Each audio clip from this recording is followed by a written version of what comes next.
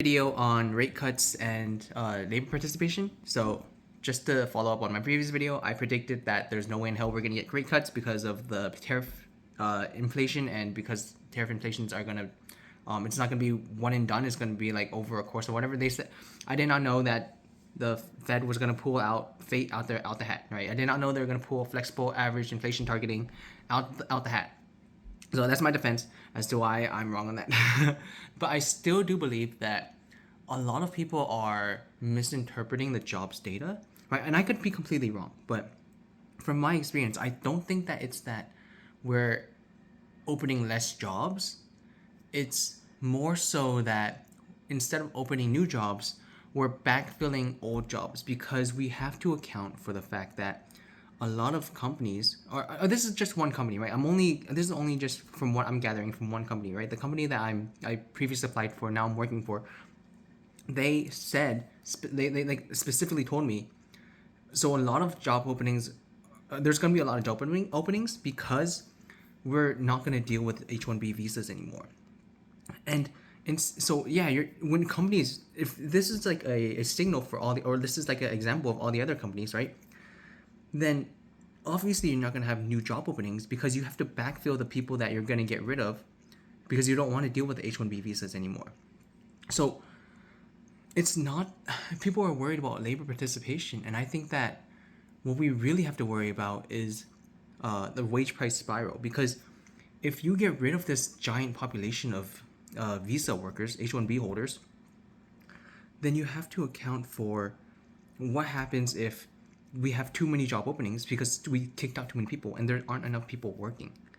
In that case, then you will have a shortage of workers and a stable amount of demand, which would lead to, again, the wage price spiral. So I'm actually worried that too many people are worried about a recession and about rising unemployment. I'm actually worried for the opposite, where we'll have too many job openings and not enough workers, which will lead to inflation. So those are my thoughts. Obviously, I could be completely wrong, right? This is just one company. It is a big company, right? But it's just one company, and this could just be like a red herring or whatever, right? But I want to know your thoughts and what you think about this labor thing, right? It's because I, again, am worried that we're removing too many people, we're deporting too many people, because this was the big talk back then, right? Like, the reason why the pandemic there was so much services inflation was because so many people either left the workforce, they retired, they immigrated back home, they died from COVID, and then we needed more workers. But now, instead of all the other stuff, we're just deporting too many people. We're deporting all the H-1B visas, and those were lower paid jobs.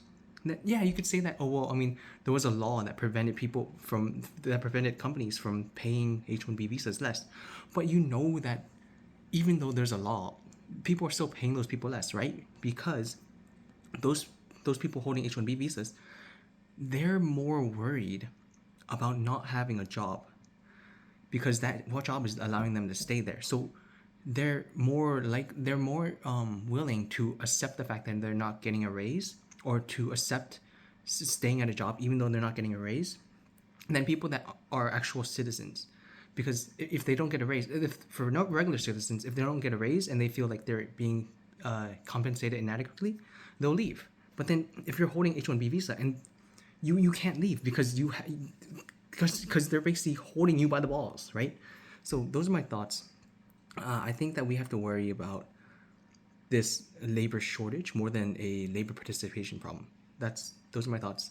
Please leave your thoughts down below, because maybe this could be just my company, right? This could be just one company out of a bajillion that are not actually experiencing this. So I would love to hear what you're experiencing, what people are telling you, what you've seen. Peace.